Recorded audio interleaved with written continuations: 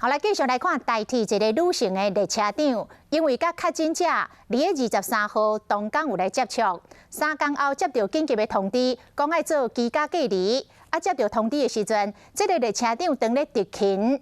台铁讲，这个列车长接触的工作的区域甲火车，拢已经全面来做消毒了。这个高铁甲台铁是毋是要禁止伫个车顶食物件咧？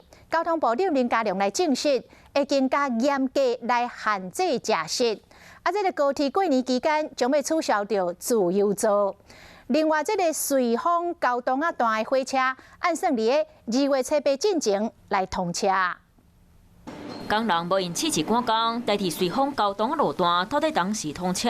交通部长林佳龙来到现场了后，给大家答案。我们预期是2月8日，目前的进度都有超前。那如果这个顺利的话，我们也会提早来通车。加在天气真稳定，过年连假前随风交通路段确定会当恢复双线通车。不过过年愈大的考验，过来疫情变严重了后，台铁高铁敢有自由座，或者是敢袂当伫咧车顶食物件？目前就是朝向春节疏运期间那以这个对号座来提供服务。那饮食的方面会限制。但是也会有一些像茶水的需求比较长途的部分会有一些这个是例外的处理。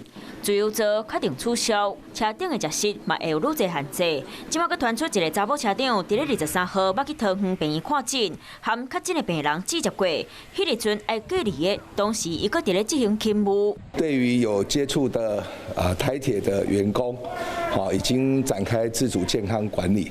那列车也调回消毒。台铁证实，查某车长会隔离到2月7日，内部嘛有分组编制，袂去影响到火车超速。因为过年特别到大家拢会坐交通运输，所以防疫绝对唔通放放火。